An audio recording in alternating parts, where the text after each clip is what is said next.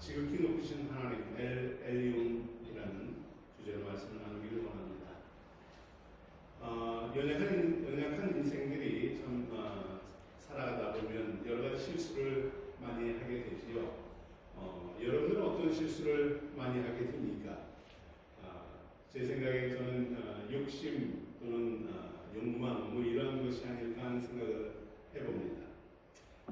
사람들은 근본적으로 높아지려고 하는, 강해지려고 하는 이런 욕망이 누구나 다 있습니다. 그렇지 않습니까? 잘 됐으면 좋겠다. 그것도 하나의 그러한 바람 아닐까 싶습니다. 그런데 여러분, 이것은 사실 타고난 본성입니다. 여러분만 있는 게 아니고 모든 사람들의 본성이지요. 그리고 또한 그 속에서 끊임없이 자라가고 있는 그러한 심성이기도 합니다. 선악과를 따먹으라고 아담과 하와를 유혹했던 사단이 무엇으로 유혹을 어떻게 말을 했습니까? 너희가 그것을 먹는 날에는 너희 눈이 밝아 하나님과 같이 되어 선악을 알 줄을 알미다 라고 말씀을 합니다. 여러분, 우리는 하나님과 같이 될 것이라는 어떤 그 유전적인 본성을 가지고 태어나 있습니다. 인간이지만 피조물이지만 하나님처럼 됐으면 좋겠다. 뭔가 좀 능력 있고 파워풀하고 이러한 욕망과 탐심에 사로잡혀서 이 육체의 활동을 하는 것이 우리 기본적인 그러한 우리의 습성입니다. 어떻게 보면 욕심으로 사는 게 너무도 자연스럽고 당연한 모습처럼 보일 때 또한 있지 않습니까? 그래서 이런 육체의 본성에 충실한 인생들은 삶에서 더 많은 것, 더 높은 것, 더 위대한 것, 이것을 추구하며 살아갑니다. 그런데 심지어 많은 신앙인들도 이런 올무에 빠져 살아갈 때가 참 많지 않나 하는 생각을 합니다. 지극히 순수하고 겸손하고 그리고 말씀으로 살아야 하는 성도들이지만 안타깝게도 자기도 인지하지 못하고 인식하지 못한 채 그러한 마음에 끌려가지요. 스스로 도덕적이고 인격적이고 신앙적으로도 남보다 우월하다고 생각하는 그 자체 또한 교만함이기 때문입니다. 이게 저의 모습입니다. 여러분이 아니고 저의 모습입니다. 저 스스로도 스스로에게 관대해지고 그리고 이 정도면 뭐 됐지라는 이러한 생각, 충분해. 이 정도 헌신이고 이 정도 열정이면 됐어라는 이 만족감에 빠질 때가 얼마나 많은지 모릅니다. 그러고 나면 스스로 무슨 생각이 드냐면 도대체 내가 무슨 생각을 하고 있는 건가? 도대체 내가 왜 또 일어나? 이런 교만함과 어리석음에 회개를 하게 됩니다. 그리고 이런 삶의 모습이 회개하면 끝나야 되는데 이게 회개가 제대로 안 돼서 또 반복적이고 또 끊임없이 일어나고 이렇게 난감하고 괴로움에 빠질 때가 얼마나 많은지 모릅니다. 하루에도 사실은 수십 번 이럴 때 또한 있지 않나 하는 생각을 해봅니다. 오늘 본문의 말씀은 아브라함이 적군에서 포로로 잡혀간 조카 롯을 구하는 그런 장면을 소개로 시작되는 말씀입니다. 여러분, 겨우 군대 318명의 훈련된 군사를 데리고 와서 적과 싸워서 포로로 잡혀간 소돔 사람과 조카의 가족을 구원해냅니다. 그리고 그들이 빼앗기던 모든 재물도 되찾아와요. 개선 장군이 되어 돌아옵니다. 그냥 다시 빼앗긴 것도 되찾아오기는 뭐 그렇게 대단한 거라고 그래서 생각할 수 있지만 그렇지가 않습니다. 이 아브라함이 돌아오는 모습에 소돔 왕과 그리고 살렘 왕이라는 왕이 나와서 그들을 환영을 합니다. 전쟁의 승리를 이끈 사람에게 당연히 환영 행사를 하는 것이 당연한 모습일 겁니다. 승전보를 전한 사람들은 거기에 합당한 보상을 받고 명예를 얻고 부를 누리는 것 당연하겠죠. 오늘 아브라함이 바로 그러한 상태에 있었습니다. 아무도 전쟁을 승리로 이끌고 돌아오는 자기에게 이렇게 환영 인파가 몰려 축하하고 할 때 아브라함도 나름 흥분하지 않았을까 하는 생각을 합니다. 내가 잘했구나, 내가 정말 큰 일을 했어 라는 생각일 것입니다. 대대적인 환영 인파에 그는 자칭 영웅이 됩니다. 자신의 높음과 자신의 위대함을 자랑하고 싶었을 것입니다. 전쟁의 승리에 기뻐하고 있는 아브라함에게 그런데 그때에 하나님의 제사장 멜기세덱이 나섭니다. 멜기세덱이 아브라함을 축복을 합니다. 왜냐하면 위대한 일을 했기 때문이지요. 그리고 전쟁에서 승리하게 된 그 원인과 의미를 깨닫게 합니다. 너의 능력과 전술이 뛰어나서가 아니라 하나님께서 적들을 아브라함의 손에 붙여주셨다라는 사실을 알려주시지요. 아브라함에게 승리를 안겨주신 하나님을 그에게 소개합니다. 내가 이길 수 있었던 그것은 이 하나님께서 함께 하셨기 때문이다라고 말씀합니다. 하나님께서 적들을 그의 손에 붙여주시고 그리고 그 하나님을 경배해라, 찬양해라 그에게 권면합니다. 이때 멜기세덱이 소개한 하나님이 바로 오늘 그 하나님의 이름 지극히 높으신 하나님 바로 엘리온입니다. 이 엘은 여러분이 잘 아는 대로 하나님의 힘, 능력 이것을 말하죠. 엘리온은 가장 높은 분이다라는 말입니다. 하나님은 멜기세덱을 통해서 엘리온의 하나님, 지극히 높으신 하나님, 만물을 주관하시고 다스리시는 하나님, 이 하나님을 소개하고 그 하나님의 섭리로 이기게 된다. 그 하나님의 섭리로 능력이 있는다라고 말씀하고 있는 것입니다. 오늘 본문의 말씀을 중심으로 저는 여러분과 함께 아브라함의 승리가 어떠한 승리인가, 그리고 그를 통해서 하나님이 만나주시는 하나님은 어떠한 분인가를 살펴보기를 원합니다. 엘리온의 하나님, 그 하나님은 여러분에게 어떤 분이신가요? 여러분, 그 하나님은 승리를 주시는 하나님이십니다. 여러분, 당시 오늘 본문에 나오는 이 전쟁은 그냥 간단한 전쟁이 아닙니다. 많이 소개되어 있지는 않지만 이 전쟁은 당시 팔레스타인 지역과 가나안 지역의 이 패권을 다투는 연합국들의 싸움입니다. 당시의 강대국인 그둘라 오멜이라는 나라가 4개의 나라와 연합을 해서 팔레스타인과 이 가나안을 점령합니다. 전쟁을 쳐들어와요. 그러자 소돔 왕과 소돔 나라와 주변 약소국들이 5개의 연합국이 결성되어서 4개의 북쪽 나라와 5개의 남쪽 나라가 전쟁을 하는 것입니다. 이때 소돔을 중심으로 한 이 5개의 연합국이 전쟁에서 패배하지요. 그래서 그 나라의 모든 재물과 사람들이 다 끌려가서 포로로 잡혀갑니다. 이때 소돔에 살던 아브라함의 조카 롯도 연합국의 포로로 잡혀가게 됩니다. 아브라함이 이 소식을 훗날 듣게 됩니다. 그리고 조카를 구해내자, 그 포로에서 조카만이라도 건져내자라는 생각으로 절박한 마음으로 318명의 군대를 데리고 훈련받은 병병들을 데리고 이 4개의 연합군을 쫓아갑니다. 그리고 여러분, 이 318명이 5개의 나라를 지배한 점령한 이 연합국과 싸운다는 것은 불가능한 일이지요. 조카 롯만 구해도 대단한 승리입니다.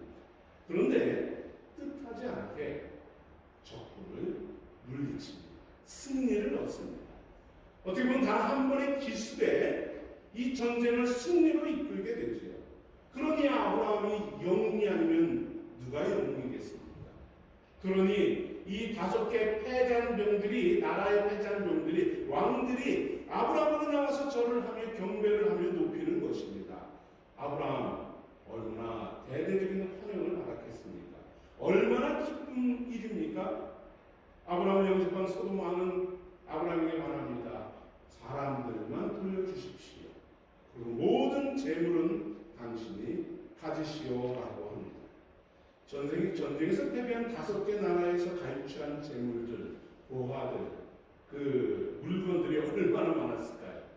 아브라함은 아마도 단 한 번의 승리로 나라를 세워도 될 만큼, 강대한 나라를 세워도 될 만큼의 재산을 얻었을 것입니다.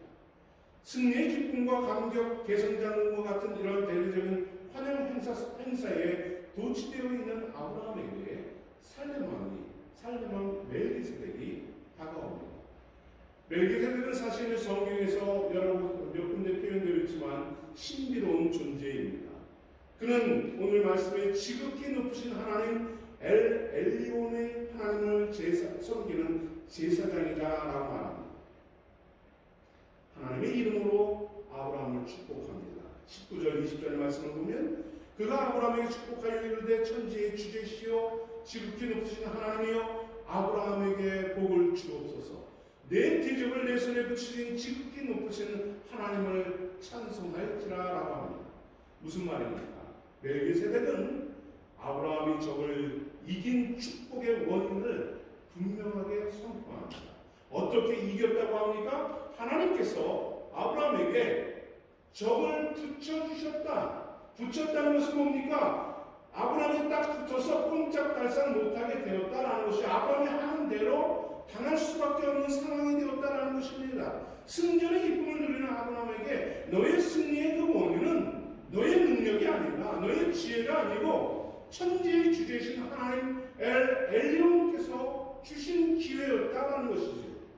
하나님은 아브라함에게 탁월한 군사 전략을 짜도록 아이디어를 주셨을 것입니다.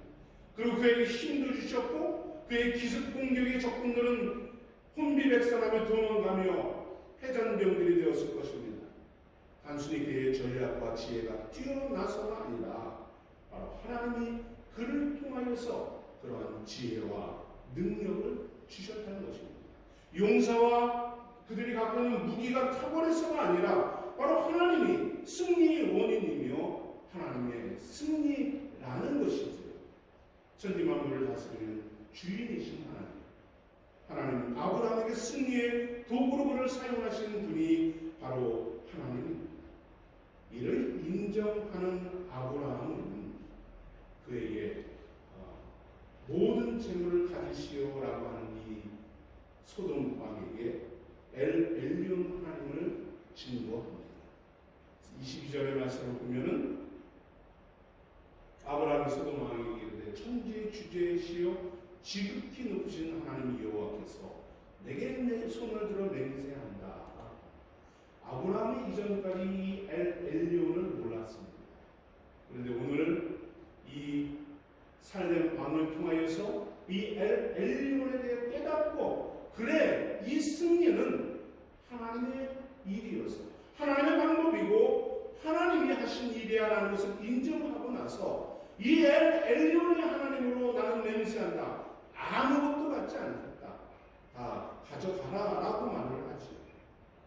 연합군과의 전쟁을 통해서 아브라함이 깨달은 것은 무엇입니까? 진정한 성공은 하나님이 함께 하실 때 가능하다는 사실입니다. 천지의 주제이신 하나님과의 관계를 떠나서는 아무것도 이룰 수 없다는 사실을 고백하는 것이지요. 여러분 그렇습니다. 우리도 분명히 이 진리를 깨달아야 합니다. 인생의 문제들을 해결하고 승리할 수 있는 비결과 방법이 무엇인가를 알아야지. 하나님과 함께 할 때입니다. 엘리온 하나님께서 여러분의 손에 문제 해결의 실마리를 붙잡아 주실 것입니다.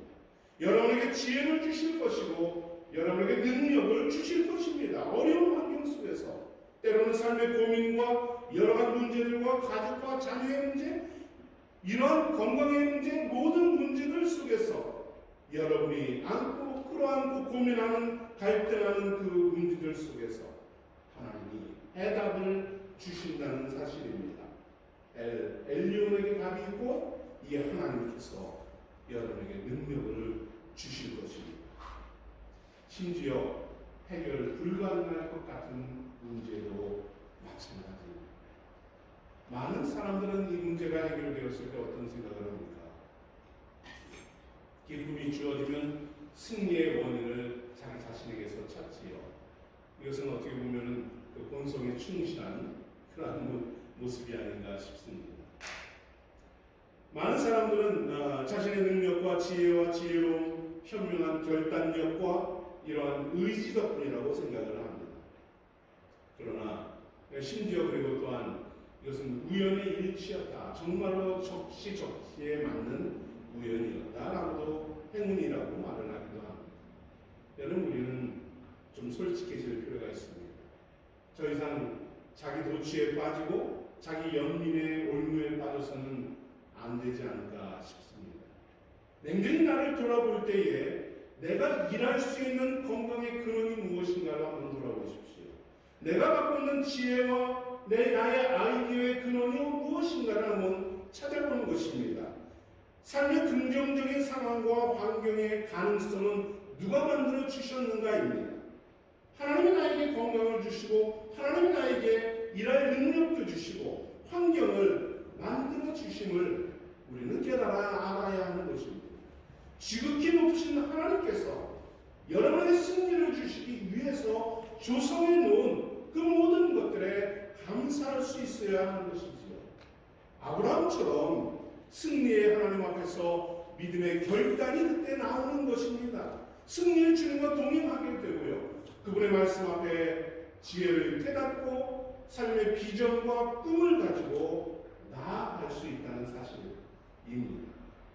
또한 이 엘리온 하나님은 우리에게 어떠한 하나님입니까? 두 번째로는 경배받기 원하시는 하나님이라는 사실입니다.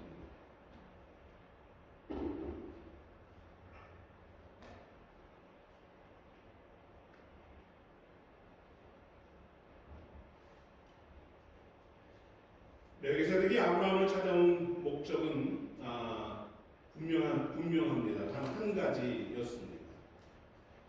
20절 말씀을 보면 이렇게 증거하고 있죠.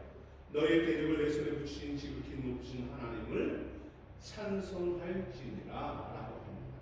앞에서는 네가 이긴 이유, 원인에 대해서 이야기하고 그 뒤에는 그 하나님을 찬양해라 라는 것입니다. 엘yon 하나님을 찬양하며 경배하는 것, 경외하는 것, 영광 돌리는 것, 이것이 네가 승리한 네가 해야 할 일이다라는 것입니다.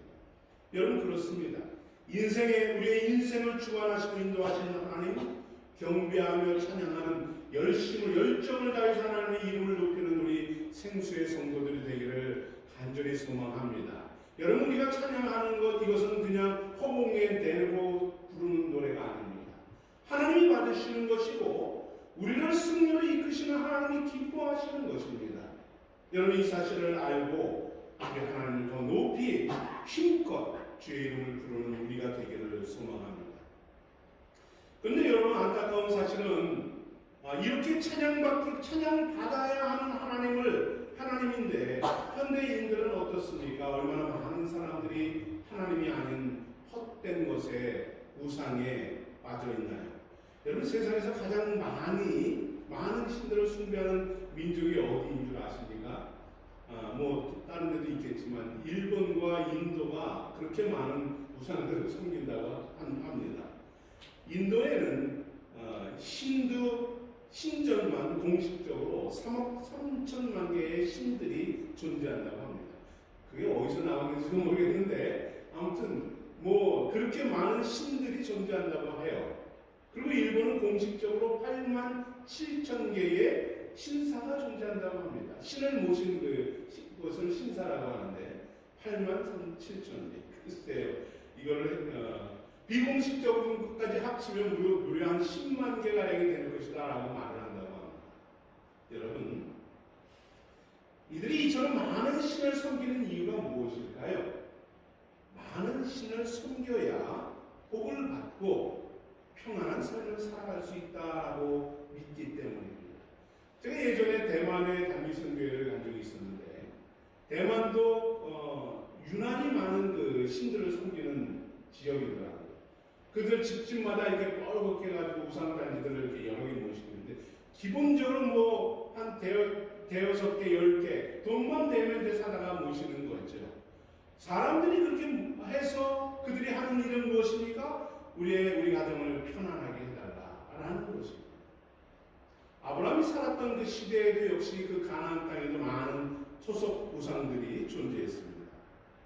가나안으로 하나님이 아브라함을 이끄신 후에 그 토속 우상들과 다른 자기를 그를 이끄신 하나님은 어떠한 분인가를 하나님은 아브라함에게 계속해서 말씀해 주고 있죠. 창조주 하나님에 대해서 이야기해 있습니다.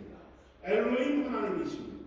엘샤다이 하나님은 전능하신 분이라고 아브라함에게 이야기하고요. 오늘은 멜기세덱을 통해서 엘리온 하나님, 지극히 높으신 하나님으로 그에게 말씀해 주십니다. 여러분, 이 엘리온은 그냥 높으신 신이 아닙니다. 높이와 그 위대함을 리밋을 정할 수 없는, 한정할 수 없는 하나님이다라는 말씀이에요. 다른 우상들과 이렇게 비교해가지고 차원이 좀 높다라는 이런 개념이 아닙니다.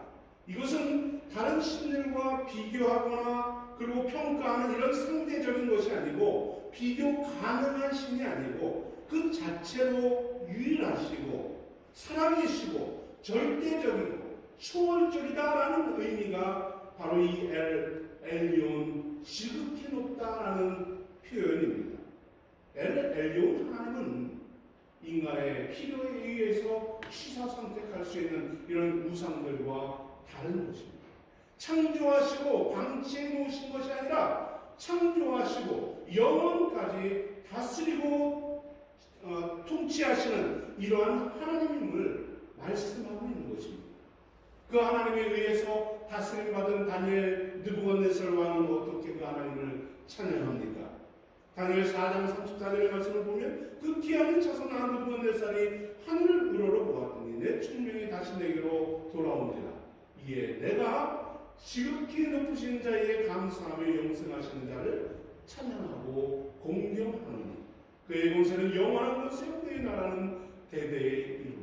그 지극히 높으신 하나님의 권세가 영원하며 대대에 이르는 그 하나님의 권세와 능력을 이방 느부갓네살도 찬양을 합니다.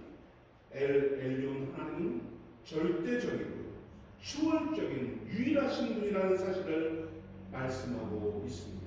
창세 이후 지금까지 그리고 앞으로 영원토록 만물을 붙드시고 섭리하시고 여러분의 인생을 주관하시는 분입니다. 이렇게 놀랍고 위대하신 엘리온 하나님은 욥기서에서도 찬양하지요. 하나님은 주권과 위엄을 가지셨고 높은 곳에서 화평을 베푸신다 합니다. 만물의 주인이신 하나님, 관리자이신 하나님, 이 엘리온 하나님 여러분에게 승리를 주시고 복의 근원이 되시고 평강을 주시는 분입니다. 우리의 모든 필요를 공급하시고 주장하시는 분입니다. 인생을 다스리시는 지극히 높으신 하나님께서 하나님 그 앞에서 우리가 할 수 있는 것은 무엇인가요? 아브라함과 같이 하나님을 경외하는 것입니다.